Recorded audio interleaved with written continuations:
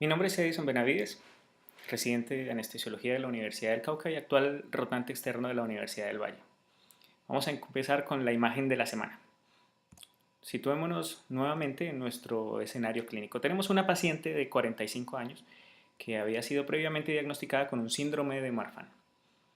Ella el año pasado fue intervenida quirúrgicamente porque tenía un aneurisma abdominal. Se le realizó un bypass aortoilíaco y parte de su manejo farmacológico actual incluye metoprolol, atorvastatina, carbamazepina. Sus antecedentes quirúrgicos incluyen una herniorrafia inguinal y una mamoplastia de aumento. Aquí este dato va a jugar un papel importante más adelante. Ingresa completamente asintomática, ya que como parte de sus estudios de extensión se ha encontrado que tiene un aneurisma de aorta ascendente y una valvulopatía aórtica. Ella requiere la realización de un Vental, razón por la cual ingresa el 1 de marzo de este año a la institución. Ese mismo día en posoperatorio inmediato, bueno, el día siguiente en posoperatorio inmediato, ingresa a la unidad de cuidado intensivo. Evoluciona de manera satisfactoria, es liberada rápidamente de los vasopresores. La paciente es pasada a hospitalización y en hospitalización, luego de aproximadamente 2 semanas, tiene un cuadro de dolor precordial y taquicardia sinusal. Hay un deterioro progresivo que la lleva a hipotensión, dolor torácico, razón por la cual requiere un reingreso a la unidad de cuidado intensivo. Este cuadro de hipotensión se convierte en un cuadro de choque como tal, acompañado de pulso parvus y congestión venosa. Es una paciente que se nos presenta con un cuadro de dolor torácico y una disnea franca. Y si bien hasta este momento tenemos un diagnóstico que desde el punto de vista semiológico es muy claro, y ya todos lo sabemos, vamos a fingir una pequeña demencia. Esta paciente, por el diagnóstico que hemos establecido clínicamente, requiere una cirugía urgente y en salas de quirófano de urgencias usted decide hacer una nueva ventana ecográfica. Vamos a presentar de aquí en adelante una serie de ventanas ecográficas y cada uno va a hacer el ejercicio de identificar qué ventana es la que estamos viendo y cuáles son aquellos hallazgos que nos permiten inferir el diagnóstico. Muy bien, ¿a qué ventana corresponde la siguiente proyección? ¿Hay algo que les llame la atención con respecto a esta ventana? Muy bien, se trata de una ventana subcostal. Este se va a convertir en un acceso expedito a varios planos siempre que nos generen mayor dificultad algunas otras ventanas que técnicamente puedan llegar a ser imposibles en ocasiones.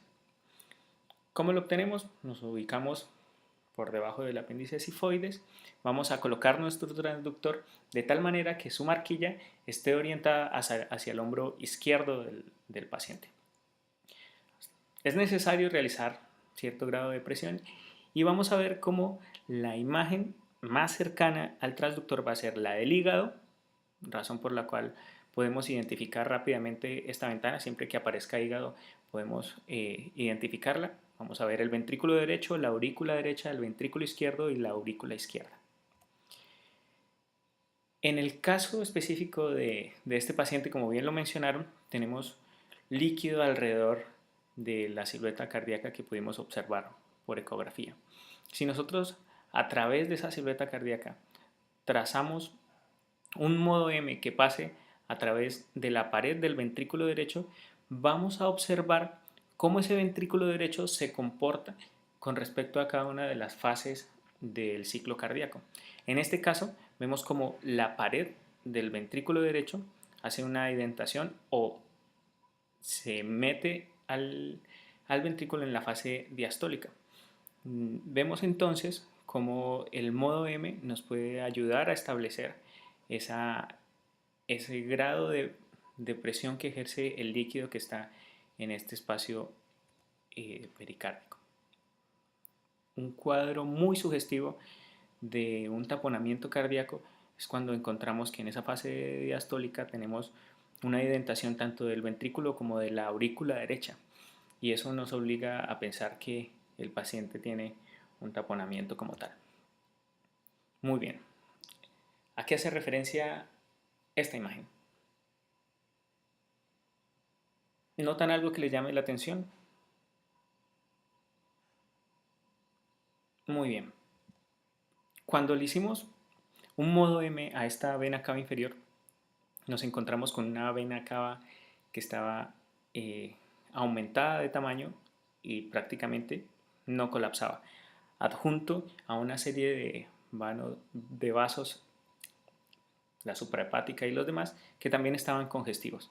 Lo que encontramos, o cómo encontramos esta imagen, simplemente nos pasamos desde ese plano subcostal en el que estábamos y vamos a girar 90 grados nuestro transductor de tal manera que quede longitudinal y que quede con respecto a nuestra vena cava inferior, como vemos en la imagen. La idea es que al cotejar con la clínica de esta paciente, ver una vena cava de ese tamaño nos permite establecer cuál podría ser aproximadamente la presión venosa central de nuestra paciente. Incluso este dato nos permite saber qué pacientes en un contexto clínico diferente podría responder o no a líquidos. Y si bien a esta tabla se le han hecho muchas críticas, desde el punto de vista práctico, los datos que más nos van a interesar son los datos de los extremos. Por ejemplo, un paciente que tenga una vena cava inferior menor de 2 centímetros y que colapse más del 50%, ya sabemos que ese paciente definitivamente responde a líquidos y que va a tener una presión venosa central entre 0 y 5. Mientras que en el caso de nuestro paciente que tenía más de 2 centímetros de dilatación, más de 2 centímetros de vena cava inferior con una dilatación de las venas hepáticas y prácticamente nada de colapsabilidad, ya vemos que hay una presión venosa central incrementada. Muy bien, ¿qué ventana es la que estamos viendo? ¿Hay algo que les llame la atención?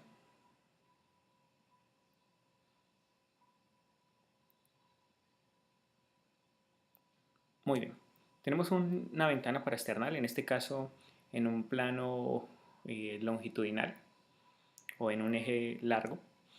Y vamos a ver cómo en una imagen normal encontramos la pared anterior del ventrículo derecho, el septum, y la pared posterior del ventrículo izquierdo. Y vemos esta estructura que corresponde a la aorta descendente. La aorta descendente nos va a permitir inferir de alguna manera si el líquido que vemos es un derrame pericárdico o es un derrame pleural. En esta imagen entonces vemos un paciente que tiene los dos cuadros.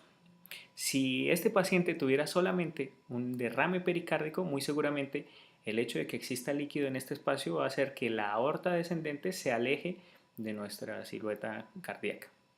Mientras que si el paciente solamente tiene un derrame pleural, este se va a producir sin que la aorta descendente se separe de esta que sería la silueta cardíaca. Entonces ese es un dato que nos permite inferir de el origen del derrame, si es pericárdico o es pleural. Pero vemos como en este paciente tenemos un cuadro concomitante. Pudiéramos, de la misma forma que vimos hace un momento el ventrículo derecho, trazar un modo M en el cual podemos ver cómo en la parte anterior tenemos cierto grado de derrame pericárdico, en la parte posterior y también tenemos el derrame pleural más posterior. Entonces esa es una utilidad para el modo M en este tipo de casos. Muy bien, ¿qué tipo y cuál ventana es la de este paciente? Muy bien, ¿hay algo que les llame la atención? Sí, a nosotros también nos llamó la atención el líquido pericárdico y en la siguiente imagen, por ejemplo, pudimos ver cómo este paciente tiene una serie de septos, una serie de loculaciones, pues al menos eso es lo que impresiona. Vemos una contractilidad muy buena y el líquido que está envolviendo a nuestra silueta cardíaca. Esta fue la proyección que empleamos para encontrar ese eje corto. Vemos el ventrículo izquierdo, el ventrículo derecho. Y aquí viene una situación bien particular. Intentamos alcanzar una ventana apical para buscar un 4 cámaras. Y la dificultad técnica con esta paciente, que recordemos tiene un antecedente quirúrgico de una mamoplastia de aumento, es que el material de la mamoplastia no permitía alcanzar la mejor ventana. Así que ese es un dato que hay que tener en cuenta a la hora de evaluar este tipo de pacientes. Si hubiésemos podido alcanzar un 4 cámaras, vemos que eh, existe un movimiento como de balanceo, que es un signo pues ominoso de un taponamiento cardíaco. Y si podemos obtener un 4 cámaras y hacer un Doppler a nivel de la válvula mitral o a nivel de la válvula tricuspidia, vamos a tener unas ondas Doppler exageradas o aumentadas con cada ciclo respiratorio. Entonces ese es un dato que también nos ayuda. A esta paciente entonces intentamos hacerle un FAST, ya tenemos una de las ventanas adelantada, entonces identifiquemos cuál sería esta ventana. Muy bien, hay algo que les llame la atención.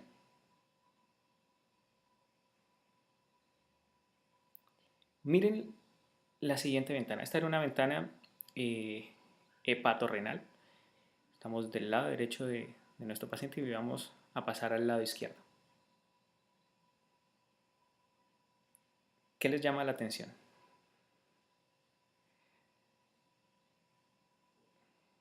Bueno, muy bien, tenemos un derrame pleural eh, grande que ha hecho que haya atelectasia de los lóbulos inferiores, dándonos este signo, que es el signo de la medusa, también llamado signo de la lengua o jellyfish. Vemos como este movimiento es muy característico en este tipo de cuadros. Y aquí vale la pena recordar este principio. El aire sube y el agua desciende. Por esa razón, cuando buscamos un derrame pleural, lo que vamos a hacer es irnos al punto de declive. Si nosotros situamos nuestro transductor a ese nivel, vamos a encontrar entonces un pulmón más cefálico, vamos a encontrar el derrame pleural por delante del pulmón, vamos a tener esta línea del diafragma y nuestro hígado. Entonces esa es una condición o una característica de dónde se deposita el líquido. Podemos incluso hacer un modo M donde podemos ver este signo sinusoidal que nos indica cómo se mueve el pulmón embedido en este derrame pleural. Así las cosas, entonces tenemos que nuestra paciente tiene un taponamiento cardíaco y un derrame pleural bilateral, pero principalmente izquierdo. Esta paciente entonces es llevada a la realización de una pericardiocentesis de emergencia, como veíamos. Quiero que miren este video y que noten el pulso de esta paciente y cómo se va modificando. Justo en este momento le están realizando la pericardiocentesis. Si se dan cuenta, la onda de pulso de nuestra línea arterial se modifica, pasando de ser una onda que estaba amortiguada por ese derrame pericárdico, y vemos también cómo paulatinamente la presión arterial se va incrementando con el simple hecho de desobstruir a esta paciente. Entonces, ese es un hallazgo muy importante. Parte de la clínica de esta paciente nos sugería por triada de Beck que tenía un taponamiento cardíaco. Se extraen finalmente 800 cc de sangre del pericardio. La paciente tenía un taponamiento cardíaco. Digamos que no pudimos objetivar desde el punto de vista ecográfico si ese taponamiento por los distintos signos o los distintos modos que mostramos, porque técnicamente la paciente no fue muy colaboradora por su prótesis mamaria. Sin embargo, a grandes rasgos podemos hacer e inferir cuál podría ser la etiología de un paciente que se presente con esta clínica. Seguimos insistiendo en que la ecografía sigue estando a la mano derecha del abordaje clínico, sin dejar de lado la semiología cuando se trata de hacer diagnóstico con los pacientes. Así que para llevarse a casa, parte de nuestro trabajo podría resumirse en una pequeña tabla de trabajo en la cual podemos evaluar cómo está el ventrículo derecho, el ventrículo izquierdo. También podemos ver los tamaños, podemos determinar si hay anormalidades valvulares, si hay derrame pericárdico, si hay un taponamiento como tal, si hay, una vez hacemos el índice de vena cava inferior, podemos establecer cuánto podría ser un estimado de la presión venosa central o si el paciente responde o no a líquidos. Si hay una disección aórtica, esta es una ventana que veremos en algún paciente más adelante. Y si el paciente está en un cuadro de infarto del miocardio, por ejemplo. Entonces, tener un esquema mental de qué queremos buscar con el paciente podría llegar a servirnos para emitir impresiones, comentarios y recomendaciones respecto al manejo y el diagnóstico de los pacientes. Así que muchas gracias.